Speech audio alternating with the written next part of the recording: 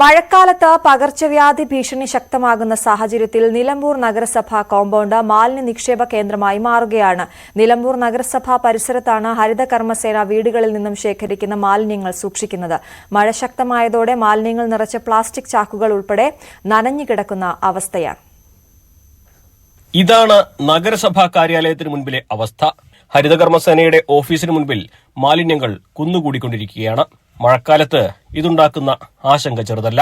നിലമ്പൂരിനെ സംബന്ധിച്ച് ഈ മഴക്കാലാവുമ്പോൾ ഇപ്പൊ മഴക്കാലം തൊട്ട് മുമ്പ് തന്നെ മഞ്ഞപ്പിത്ത രോഗം ഇവിടെ 2-3 നാൾ മരണപ്പെട്ടു. തൊട്ട പഞ്ചായത്തുകൾ ഇവിടെ മഞ്ഞപ്പിത്തം, അതുപോലെ തന്നെ ഇപ്പം പനി, മലമ്പനി, മറ്റുള്ള പനികൾ. ഇപ്പൊ ഏറ്റവും കൂടുതൽ പനിയുടെ കൂടെ തന്നെ മഞ്ഞപ്പിത്തം, മാറാരോഗങ്ങൾ പലതിലും വരുന്നതാണ്. ഒന്ന് ഇവിടുത്തെ ഈ മാലിന്യ പ്രശ്നം, ഇവിടെ മാലിന്യങ്ങൾ കാര്യങ്ങളൊക്കെ, അതേപോലെ തന്നെ ഇവിടുത്തെ ശുചിത്വം, ആരോഗ്യരംഗത്തും വേണ്ടത്ര അങ്ങോട്ട് മുനിസിപ്പാലിറ്റി മറ്റുള്ള കാര്യങ്ങളോ ശ്രദ്ധിക്കുന്നില്ല. നഗരസഭയ്ക്ക് സ്വന്തമായി മാലിന്യ സംസ്കരണ കേന്ദ്രമില്ല. വേർതിരിക്കുന്ന അജൈവ മാലിന്യങ്ങൾ മറ്റൊരു ഏജൻസിയാണ് കൊണ്ടുപോകുന്നത്.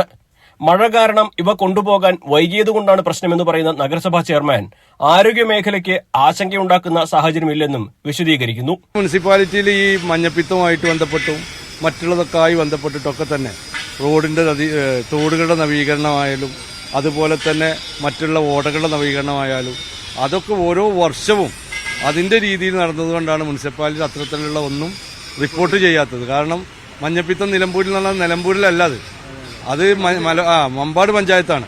നിലമ്പൂർ നഗരസഭയ്ക്ക് മുതുകാട് സ്വന്തമായി 2 ഏക്കർ സ്ഥലമുണ്ടെങ്കിലും അവിടെ മാലിന്യം നിക്ഷേപിക്കുന്നതിന് നടപടി സ്വീകരിക്കാതെ നഗരസഭയിലെ വീടുകളിൽ നിന്ന് ശേഖരിക്കുന്ന മുഴുവൻ മാലിന്യങ്ങളും നഗരസഭാ കോമ്പൗണ്ടിൽ നിക്ഷേപിക്കുകയാണിപ്പോൾ. സ്വന്തമായി മാലിന്യ സംസ്കരണ കേന്ദ്രം എന്നത് ഇപ്പോഴും പൂർത്തിയാകാത്ത തെരഞ്ഞെടുപ്പ് വാഗ്ദാനമാണ് നിലമ്പൂരുകാർക്ക്. ന്യൂസ് 18 മലപ്പുറം. സംസ്ഥാനത്ത് മഴയുടെ തീവ്രത കുറയുന്നു. എന്നാൽ പലയിടത്തും വെള്ളക്കെട്ടും മഴ ദുരിതവും രൂക്ഷമാണിപ്പോഴും. വയനാട്ടിലെ മുഴുവൻ വിദ്യാഭ്യാസ സ്ഥാപനങ്ങൾക്കും ഇന്ന് അവധിയാണ്. കഴിഞ്ഞ ഒരാഴ്ചക്കിടെ ഏറ്റവും കൂടുതൽ മഴ ലഭിച്ചത് കക്കയത്താണ്. 984 മില്ലിമീറ്റർ മഴയാണ് കക്കയത്ത് ലഭിച്ചത്.